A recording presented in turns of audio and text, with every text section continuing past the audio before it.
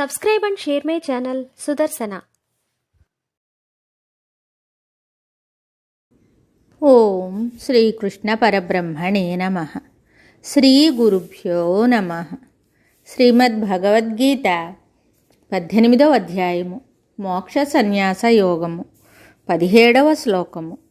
శ్రీ భగవానువాచ యస్య నాహంకృతో భావో బుద్ధిర్యస్య న లిప్యతే హత్వాపి స ఇమాం లోకాన్ న హంతి న నిబధ్యతే. యస్య నాహంకృతో భావో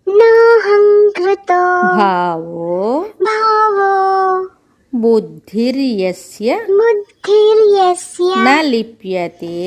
లిప్యతే హత్వాపి స ఇమాం లోకా న హంతి న నిబధ్యతే. యస్య నాహంకృతో భావో బుద్ధిర్యస్య న లిప్యతే హత్వాపి స ఇమాం లోకా న హంతి న నిబధ్యతే. ఈ శ్లోకమునకు భావము భగవానుడు చెప్తున్నాడు. ఎవరికి నేను కర్తను అను తలంపు లేదో, ఎవని యొక్క బుద్ధి విషయములను కర్మలను అంటదో, అతడి ప్రాణులన్నింటినీ చంపినను వాస్తవముగా ఏమీయూ చంపుటలేదు. మరియు అతడు కర్మలచే పాపముచే బంధింపబడుట లేదు. అహంకారము కానీ నేను కర్తనను తలంపు కానీ లేనివానికి, బుద్ధి విషయములందు కానీ కర్మలందు కానీ అంటని వానికి ఈ ప్రాణులన్నింటినీ చంపినను చంపనట్లే అని, పాపముచే అతడు చుట్టుకొనబడడనియు అతడు బంధింపబడడనియు ఇక్కడ చెప్పబడింది. ఈ శ్లోకార్థమును బహు జాగ్రత్తగా ఆలోచన చేయవలయును. లేకపోయినచో మనుజుడు అజ్ఞానమును అగాధంలో పడిపోవు ప్రమాదం ఉంది. కర్మబంధమునకు కారణము కర్మలందు కర్తృత్వ బుద్ధి కలిగి ఉండుట, బుద్ధి ఆయా విషయములకు కర్మలకు అంటుకొనుట అయి ఉన్నది.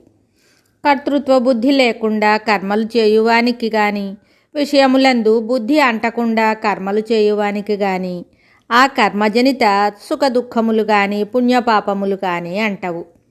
ఆ సత్యమే ఇక్కడ చెప్పబడింది. అంతేకాని ప్రాణులను చంపుమని గాని చంపుట మంచి పని అని కానీ ఇక్కడ బోధింపబడలేదు.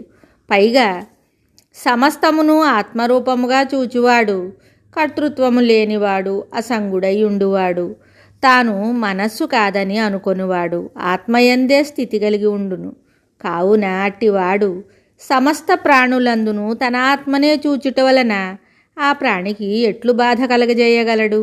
కాబట్టి అట్టి అసంగభావము కలవాడు ఆత్మస్థితుడు జనులకు ఉపకారము చేయునే కానీ అపకారము చేయడు, ప్రాణులను హింసింపడు. ఒకవేళ హింసించినచో అతనికి ఇంకనూ ఆత్మజ్ఞానము కలగలేదనియే ఊహించవలసి ఉంటుంది. మనుజుడు వాస్తవముగా దేహము కానీ మనస్సు కానీ కాదు, ఆత్మయే. కర్తృత్వము అహంభావము లేనివాడు ఆత్మయందే స్థితి కలిగి ఉండును. అట్టివారు బుద్ధిచే కావింపబడు కర్మలతో కానీ దాని నుంచి పుట్టిన బంధముతో కానీ ఏ సంబంధమును లేకుండును. కాబట్టి అతడు ఒక ప్రాణినే కాదు, అన్ని ప్రాణులను ఒకవేళ చంపినను బుద్ధితో సంగము లేకుండుట వలన, కర్తృత్వము లేకుండుట వలన, ఆత్మయందే ఉండుట వలన అతడు చంపనట్లే అవుతున్నాడు. మరియు ఆ వధ వలన కలుగు పాపముచే బంధముచే అంటబడక ఉంటున్నాడు. ఇచ్చట ఆత్మ యొక్క ఆత్మస్థితిని యొక్క నిర్లేపత్వమును గూర్చిన ఒకానొక సిద్ధాంతము సత్యము చెప్పబడినదే కానీ హింసా ప్రేరణము కాదు. వాస్తవముగా అట్టి నిర్లేపత్వమును పొందినవాడు, ఆత్మయందున్నవాడు నిరంతరము ప్రాణికోట్లకు మేలు చేయునే కాని వానిని ఏమాత్రము బాధింపడు. ఈ విషయమును ముముక్షువులు ముఖ్యముగా జ్ఞప్తియందు ఉంచుకొనవలెను. పుణ్యపాపములకు కారణము కర్తృత్వము, సంగము, ఆసక్తి. అనగా జీవుడు తన ఆత్మస్థానమును వదిలి దిగివచ్చి దృశ్యముతో బుద్ధితో చేరి నేను చేస్తున్నాను అని అనుకొనుటయే. కానీ ఎప్పుడు అట్టి సంగము కర్తృత్వము లేదో అప్పుడు ఆ పుణ్యపాపములతో కానీ దాని నుంచి వచ్చిన సుఖదుఖములచే కానీ బంధమోక్షములతో కానీ మనుజునకు సంబంధం ఉండదు. కావుననే అట్టివాడు అందరినీ చంపినను చంపనివాడే అని చెప్పుటకు కారణము ఎంత పాపమైనను అంటదు అనుదానికి ఒక తార్కాణముగా అతడు ఒకవేళ అందరినీ చంపినను చంపనివాడే అగునని చెప్పబడిందే కానీ వారిని చంపమని చెప్పబడలేదు. మరియు అర్జునుడు క్షత్రియుడు. దుష్ట శిక్షణ ప్రభువుకు ధర్మము, కర్తవ్యము. కౌరవులు అధర్మమును చేపట్టి దుష్టులుగా తయారయ్యారు.